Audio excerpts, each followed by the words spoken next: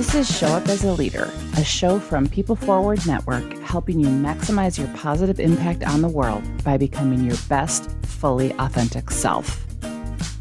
Hey everyone, it's Rosie. I am so excited about this conversation that you're about to listen to with Christine Dolliver and myself. She is such a powerhouse and such a phenomenal example of what is possible when you put really, really good intentionality into your goals, your culture, truly living your purpose and your values, and developing people and developing leaders. She is the director of people strategy for Dealers Wholesale. They are in the construction industry and space, so not a typically, I don't know, maybe warm and fuzzy one we think about when it comes to culture and development.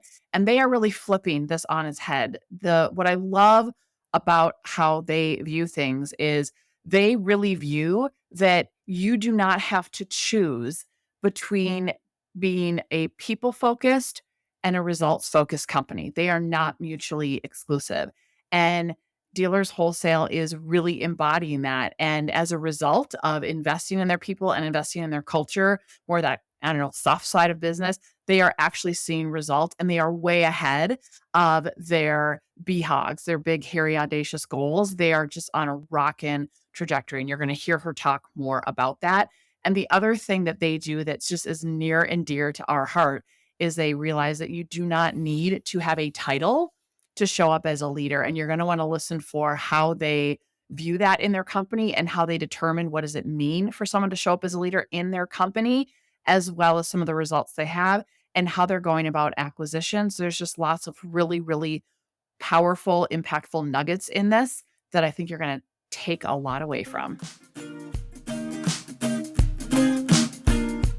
All right, Christine, I am super excited to have this geek out session with you and to hear about all the awesome things you're doing, because I think it's going to be helpful and inspiring for so many businesses in so many different industries. So thank you for being here. I am very excited to be here, Rosie. Thanks for having me. Yeah, absolutely. And so one of the things I want to do as a jumping off point, obviously the show is called Show Up as a Leader, and we view leadership as fundamentally being about us maximizing our positive impact on the world by becoming our best fully authentic self and supporting those around us to break past barriers and step into their greatness. And I know that that's a mouthful, but we've always said that leadership never has been and never will be about a title or role.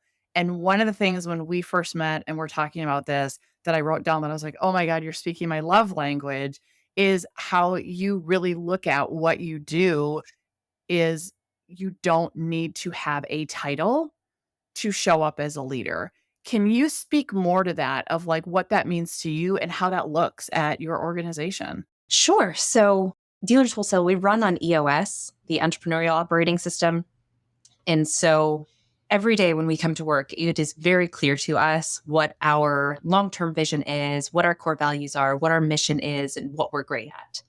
And we view anyone as a leader here who is going to show up and embody those core values and work toward that vision every day. So you do not have to carry a title to influence those around you and create accountability by being a high performer. Well, and so often I think, one, it speaks to you have to have done the work to have clarity of your purpose and clarity of your values and have them be operationalized. So they're not just a bumper sticker or they're not just words on a website, but like everybody knows these are the core concrete behaviors that are our values in action. And this is the filter that I use for how I approach situations, how I show up, et cetera. So I love that. And so let's talk about, having some of those goals. I know that when we talked, you have some pretty big BHOGs. People don't know what that is. Jim Collins-esque, go back, decades ago, big, hairy, audacious goal.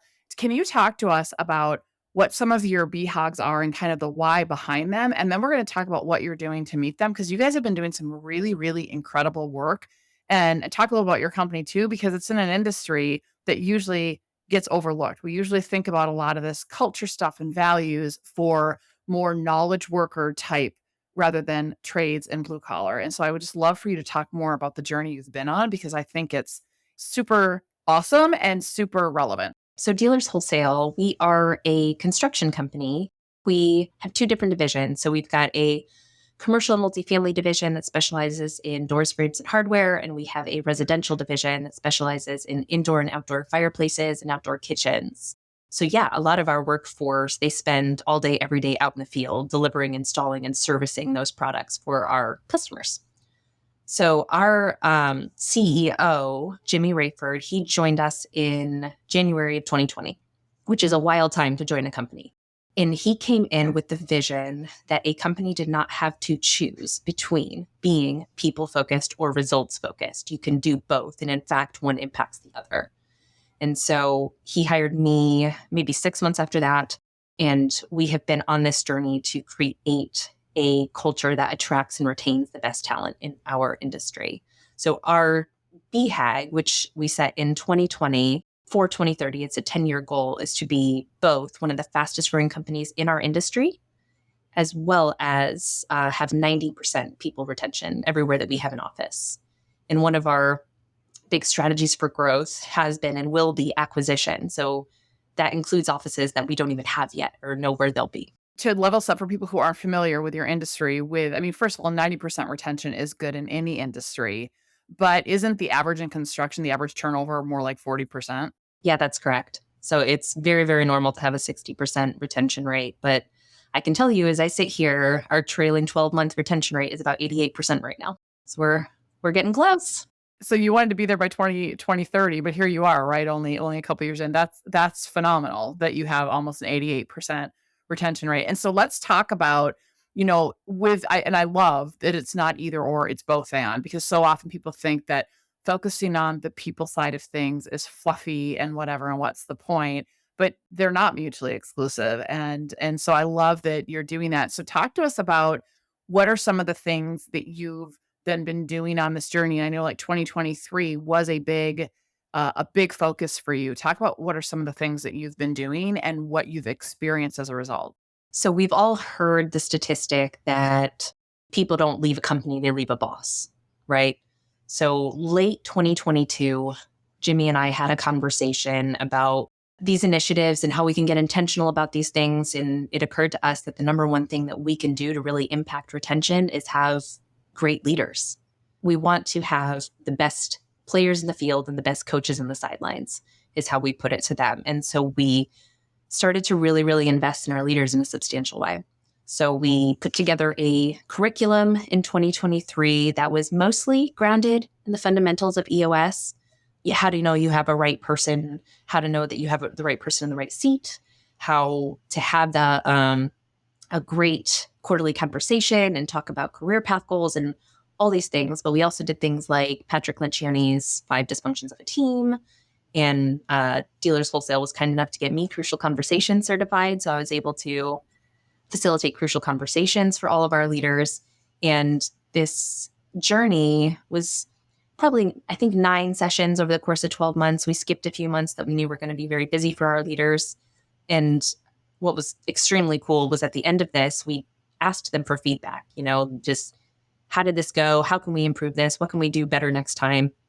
And a lot of the feedback it wasn't things like, wow, this content really changed my life or made me a better leader.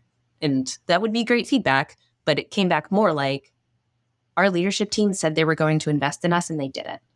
And that engagement of our frontline management team, I think that's where we're seeing all of the results show up, is they feel more engaged, they feel more included, they feel invested in by their senior leaders, and they feel closer to the results and how we make decisions and all of these things. So they're able to take that back to their teams in a more intentional way. And I think that we're seeing such great retention because our leaders are more engaged than they've ever been. Gosh, there's so much in that I love and I want to unpack, but I want to circle back to something that you said that I think is critical that gets overlooked a lot so I was with one of our clients that we talk a lot about in our book, and they're in like chemical manufacturing distribution. So again, not, a lot of people out, driving and doing stuff, et cetera. And what's really interesting is they've also been in this space of not mutual exclusivity. Like we started working with them in 2018. We're going to focus on our culture, which includes, having a structure around culture ambassadors and how do we keep our values and our purpose and our why, et cetera, alive. We're going to focus on developing our leaders. We're going to do targeted intervention isn't the right word, but targeted support in areas that are struggling and people that are struggling. We're really going to invest back in our people in an ongoing, sustainable way. And what they found is that they had said that since 2010 to 2018, they financially were fine, but they were flat. And they've had a steady growth and even had 2 record years in spite of the pandemic. And so I think that, and we're going to talk about more of your results too, besides you're already at 88% retention almost. But I think it's this counterintuitive. We think we don't have the time, we don't have the money. How are we going to do this? Our people aren't going to care. But what we hear, and I wonder if this is what you heard, is that these people are like, again, I was a good fill in the blank. I'm a good salesperson. I was a good truck driver. I was a good warehouse worker, whatever it is. And then you get promoted into management. And so often we don't fully equip them of what does it actually mean to lead other people and to hold both of those that seem like they're opposite ends of the spectrum, but they're not. And when you invest in them, not only does it help them be more effective so that they can facilitate the culture you want to have, but it helps them feel seen and valued because they do feel skipped over. They do feel like, well, okay, you're asking me to do this job. And who wants to come to work and feel like you suck or feel like you're not meeting standards or whatnot? And I hear so often from leaders in all industries that are more of that supervisor manager level that they are fried and burnt out because they either feel disconnected or they said they feel like they're punching bags or caught in the middle between employees and executive management. And I'm seeing that group of people from a leadership standpoint burning out. And if you're burnt out as a manager or you're stressed and on overload, that's going to come across to your people. So with that, I think I love that your leaders are, expressing that they feel like seen and heard and invested in, and that you're seeing that translate into others. Are you getting them, besides asking them how they feel, are you doing anything to then actually find out, well, what's the impact? Like, are you getting feedback from their teams, or how are you knowing beyond, hey, they feel more engaged, that this is actually doing what you want it to do, that the investment is fully worth it? So you were talking about results not being mutually exclusive to, engagement and the things that we consider fluffy. And the way that we see it showing up is the results last year. Last year, we did more revenue than we've ever done in any single year in the history of our 60-year business. And leadership classes that we put together, we made them mandatory because it's the first thing to get backburnered when you get busy. When we sent these out and made the announcement and said they were going to be mandatory, this meant that they had to plan months in advance to be able to get their selves there. So they found the time in the midst of the busiest that they have ever been to do it, and still achieved record revenue, still achieved incredible quality, still achieved incredible on-time delivery. Our customer satisfaction scores are extremely high. I think those are the measurables where you see engagement really show up. Because what you said, nobody wants to go to work and feel like they suck. They want to be a part of a winning team. So when you take that time, you invest in your people, you make them feel seen, heard, and valued, and you give them the tools to succeed so that they can get the results, that further engages them. It's just like this momentum cycle of motivating results lead to action, lead to the behavior, lead to results, lead to the action. I love that on so many levels. And, I have a question that I'm curious about, because there's a lot of debate about, do you make something mandatory or not, and how people show up when something's mandatory. That can be very, I'm doing this to check the box so I don't get in trouble, but I'm not engaged, I'm not invested. There a lot of times can be a lot of pushback for mandatory, other than, compliance and stuff that people know they have to do. But there can be there's varying thoughts around mandatory. So obviously you chose to make it mandatory. What was the initial reaction? And was there any pushback? And if there was, how did you help them lean into it? My theory was that if we make it mandatory, nobody likes to hear that something is mandatory. Like, oh my gosh, I have to go do this. Even the people who would have done it electively, no one wants to be told it's mandatory. But my theory was, if they go through a couple of these, they'll begin to see the value. And that's exactly what happened. Like the people that between you and I expected to be kind of disengaged and during these are some of the people who went on to give us some of the strongest feedback. Like, I'm so glad we went through this. And they are people who it's a blue collar world where we work. And so talking about vulnerability and authenticity and this kind of stuff can feel very, very fluffy and unnecessary. Like, hey, we're just here to do the job. Can we just go do our jobs, please? And by the end of it, those people are the ones who are like, I didn't realize how badly I needed this. And in many cases, they're the ones you're talking about. They were the best installer, so now they're the install manager. And they were the best service techs, now they're the service tech manager. And all of those kinds of people who had been in the role but not been given the investment or the tools to truly step into the leadership half of it. They could train people how to do the job extremely well, but did they know how to hold people accountable or drive results through a group? That's the kind of stuff that they realized, oh my gosh, I actually really needed this. Well, I love it. Yeah, because formal, again, going back to everybody can show up as a leader. And I love that you look at it. If people are showing up and, having accountability within themselves and embodying our values and all that stuff in your world, that's showing up as a leader. And I 100% agree. And for people who have formal people leadership responsibilities where they are responsible for the performance of other people and the well-being of other people, and they have people within their span of care, there is fundamentally a different skill set. And I always say it's not for everybody, but it requires you to shift that mindset of, oh, I was the installer and that's where my comfort zone is. And so then maybe I want to jump in and do it for them or whatever it might be, right? Rather than it's the give somebody a fish sandwich rather than teach them how to fish type of a thing could be it. Or maybe I don't know how to have these crucial conversations and these difficult conversations. And so I either avoid them.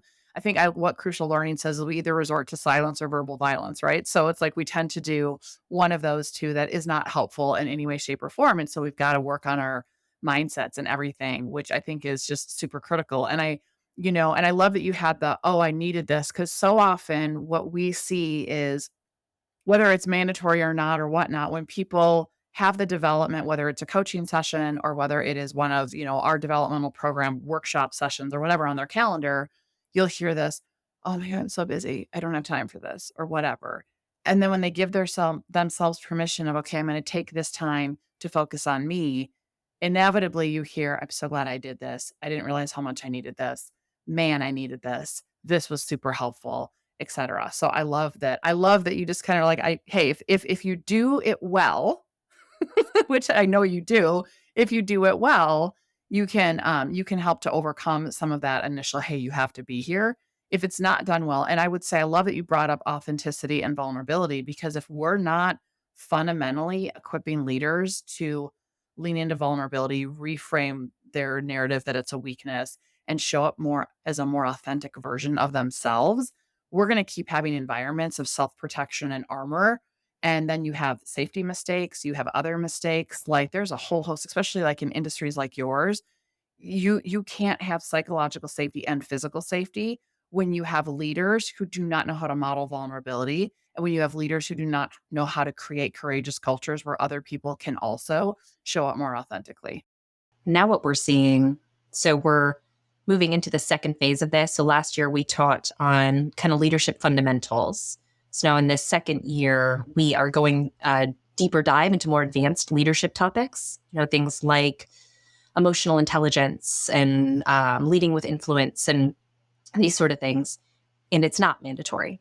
We said this year, it's optional. We're going to do it once a quarter instead of as often as we did it last year. And we encourage you to come, but we know it's not for everyone. And if you don't want to come, you don't have to come. And we're still having a great turnout every single time. So let's talk about so you got the leadership part. And then what else? 'Cause I know you're also doing some things to be really intentional about your culture that you feel are contributing to you already having like tremendous progress towards your BHOG that, wasn't even until 2030, and you're already almost meeting it in 2024. Well, one of the things we're doing, so coming out of the 2023 leadership training program, we then asked those leaders to nominate individuals on their team that they either, one, think are high performers who need to be retained and engaged in an intentional way, or two, they see as future potential leaders at our company, either because they have expressed a desire to go that route or because they're a natural leader. You just see people around them gravitate in that way. And so now we have another way to touch our frontline people. So the ones who have been nominated and are in this class, they're able to take that and go back to their respective departments and say, here's what I learned. Here's what this is like. You got to try to do this next year and that sort of thing. And they're from all different departments throughout the organization. I explained that we have a couple of different divisions. We also have a branch up in Wisconsin, an access control company that we acquired a while back. So we've got remote folks in there, just all kinds of people who wouldn't normally interact that are now able to engage with one another, bounce ideas off each other. We'll go out afterward and have like a happy hour so they can build some bonds that they might not have otherwise had. So that's been one way that we're doing this. And it's twofold. It's engagement, it's retention, it's also preparation for the next generation of leadership at Dealers Wholesale. Other things that we're doing, we are a member of the True You community. So True You is a culture community in Indianapolis that provides in-person, online, virtual, all kinds of awesome training platforms that can range from anything from leadership to finance to stress and burnout to parenting. Like they really get into all of it. And so everyone in our organization has access to that. And there's hundreds and hundreds of courses that they can go in and utilize. We put people through formal leadership programs as well. We'll put 1 or 2 a year through their advanced leadership program that True You offers. Apart from that, I think a lot of it is just about the authentic leadership. You always hear that culture starts at the top. And Jimmy is a wonderfully approachable leader. He's the kind of person who will get up and say, here's what I'm struggling with personally, just so you all know I'm human. It gives the rest of the organization permission to do the same. And so we've seen a lot of that kind of ripple effect in these last few years. I love that because it does set the tone.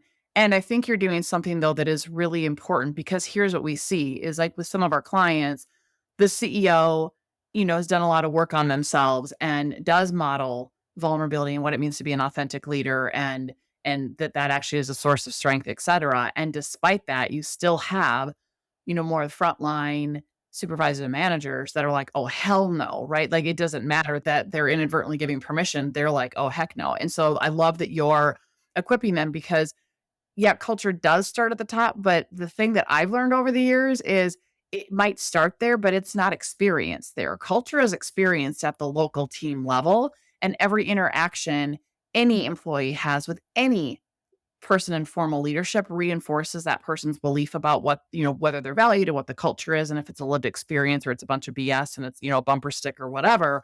But particularly, as you said, like we know that people tend to quit leaders, not their companies. So if my direct leader is not modeling vulnerability, if my direct leader does not know how to leverage emotional intelligence, does not know how to have crucial conversations with me, does not know how to hold the vision, then that's where culture is experienced, and that's where it gets eroded. And there can be a huge disconnect, especially as you grow and get bigger and bigger. There can be a huge disconnect between the most senior leaders and the entry level employees and everything in between. And the people who have those formal leadership roles, regardless of level, are the critical fulcrum and pivot point, because they have such an influence over the entire employee experience by how they show up with people each and every day. And so I love that you all are caring for that. Well, and the other piece of it is Jimmy's not doing this from his office all day, every day. Like when we were several years back having quality issues in our production department, instead of delegating that work to somebody out on the floor, Jimmy made himself acting operations leader for that division. And so Jimmy was out there on the floor directing traffic.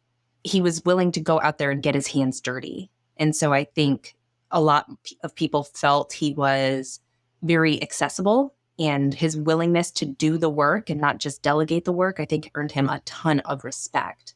And so that leading by example, not just on things like authenticity and vulnerability, but in rolling up his sleeves and doing the work side by side, I think went an extremely long way.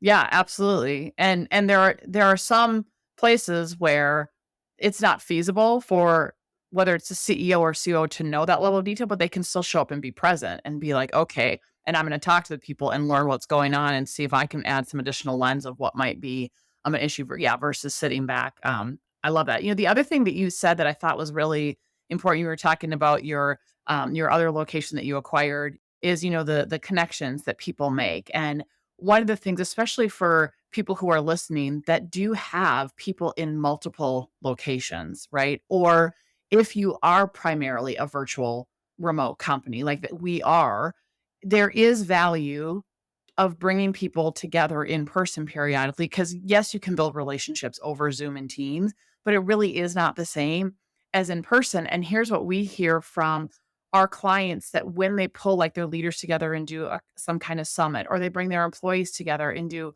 some sort of, workshop and development, that it does build those relationships. And I always say that in the absence of data, our brains fill it in with story. And so if you've only emailed with somebody, or you've only ever talked with them on the phone, or even to some extent, if you've only ever Zoomed with them, or done Microsoft Teams with them, you only know this much of them, and it's hard to hate people close up. So when you get to know them and see them as a human being, there is less propensity to fill in with crappy stories when they make a mistake, when they're not as responsive. And so we are seeing more organizations getting back to realizing the value of, we need to budget for whatever it looks like for our company, bringing people together in an intentional way for that very reason. And are we creating space in the agenda, whatever we're bringing them together for, to foster those connections for all the reasons that you talked about, so that we're working together as one company versus a bunch of siloed sub companies. And especially when you're going to be going through a bunch of acquisitions, I think that becomes even more critical, because there's a lot of angst around that when one company is getting absorbed into another. Well, and we're very, very intentional about this. I go up to Wisconsin at least once every quarter. So does our CFO, so does our CEO, and not all together either. We go up there with an intention. For me, it's usually something around leadership development, or, we do annual talent processes where we go through like the 9-box exercise and risk and impact assessments. And I will go and do those things in person as often as I can to make sure that we do have that relationship, because HR in particular can be easily vilified over email. Yeah, HR is usually positioned as the bad guy. I mean, it's the reality, which isn't fair. But again, if there's not those types of relationships, it's hard. Then you're viewed as the compliance, or the only when I'm in trouble type of thing, not the I'm a useful partner in your journey. But instead, I'm going up there and, petting the sales manager's dog that he brings into the office. Yeah. No, they keep lots of dogs up there. It's lots of fun. It's also more incentive to visit. Here we go. I love that. So I'm curious. So since you have a plan of acquisition, can you talk a little bit about how, or what is the thought behind how are you going to maintain the culture that you are creating and nurturing, and the things you're putting in place when you start to acquire other companies? Because again, this is where things tend to fall apart. And you've put such good effort, and you've got these amazing goals, and you're having such amazing progress. I would love if you talk a little bit about what you're planning for anyway, or what you're currently doing. It helps that we have our vision already in place. We already know our core values. We already know exactly what we stand for. And so it starts by, we will not acquire a company who is not culturally compatible with Dealers Wholesale. We've looked at companies before where they came back from a visit and they were like, that was an absolute nightmare. It doesn't matter what the financials look like, we're not doing it. So we have this lens through which we can filter those decisions. If they don't have core values, because a lot of smaller companies, they're not quite there yet, does their culture align with what our core values are? Do their leaders agree with what our core values are? Are they operating in a way that shows us that? And we have that filter up front before we even go into it. And then the other thing is, you've got to re-onboard them in a human way. Like when we took ClearPath Connections into our family, we drove up there. I sat down with every single person in that organization, and I talked them through their new benefits package. I talked them through PTO and how it works, and took a few minutes to get to know them and let them get to know me, so that I wasn't just the HR from the big corporate entity that owns us now. I'm Christine. And so when I go up there, I have those relationships. I can ask like, hey, how did your son's truck meet go? And that sort of stuff. So that goes a long way.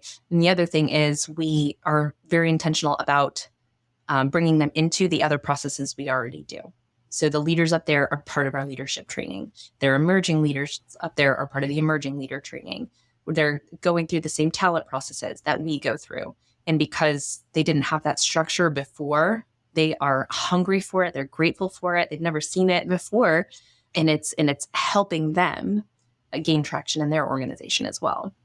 So it's the intentionality, the inclusivity, the compatibility from a core value perspective is how we will continue to foster and retain that culture. I love that. I love the intentionality you're putting behind it. And I think there are a lot of companies that have some intention going into it, but then I think going back to when push comes to shove, they sometimes will veer away from that spidey sense of, nope, there is an alignment, or they will ignore the signs of whatever because either they're hungry for growth. Again, they're looking mutually exclusively, because the human impact, if you acquire a company that is not culturally aligned, is disastrous. And I think we all know it. And so I love that, there's a quote that we use in some of the work we do from Walt Disney that's, it's easy to make decisions when you know what your values are.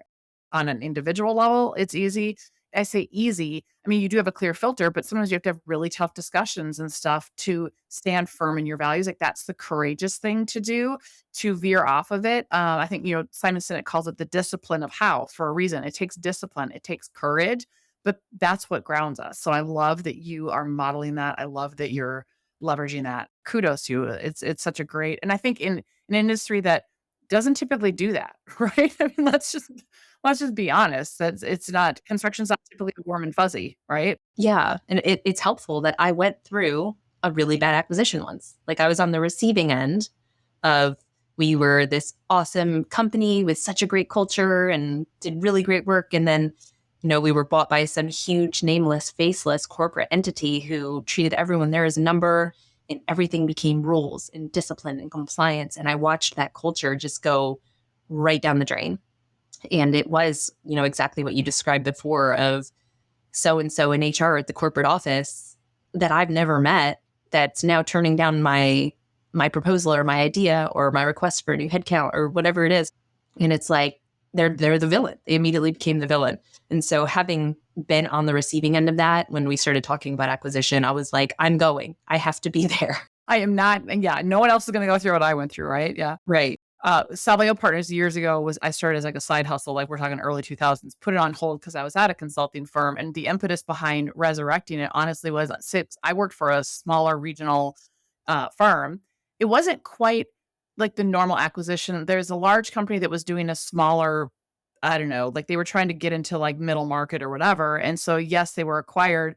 And it wasn't like, a faceless person in HR. But I think what happened is all of the people in leadership started drinking the Kool-Aid, and it was the assimilation. And they used to have a culture where innovation and challenging the status quo and speaking up and all of those things were rewarded and valued. And suddenly it was a liability. And so if you didn't suddenly go into a box and start speaking corporate speak and started being labeled as difficult, then that was a problem. With that, I spoke up or whatever. I suddenly became a huge liability, where they used to celebrate me, when I was getting all these accolades. And all of a sudden, so it was like the pendulum went from being my boss's golden child to, quite frankly, shit on the bottom of his shoe. And it was awful. And so I was like, no one should have to go through this. And so, yeah, it is amazing of how much there can be such goodness in scalability and growth and expanding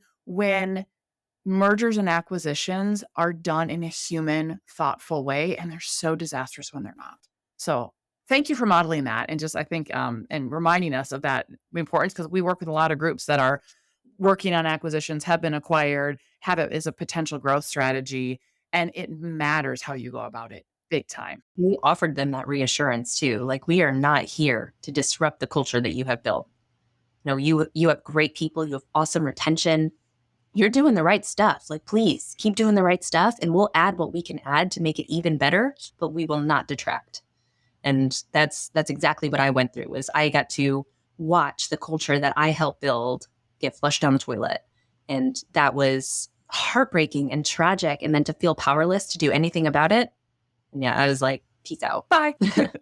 So you've been so graciously sharing, and we've been having this theme going about your CEO being authentic and vulnerable, and you've been sharing. And so I want to shift gears a little bit, because speaking of the challenges that some people can have with being authentic and vulnerable. One of the things that I'm obsessed with, besides having more human workplaces, is the normalizing the messiness of what it actually means to be human.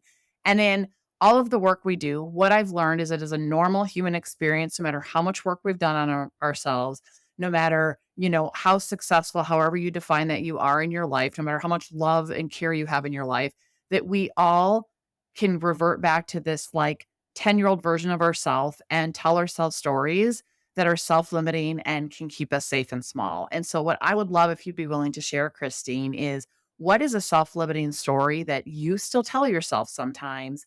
And when it shows up, how do you move beyond it so that you can show up as a leader in your life and have the impact you want to have?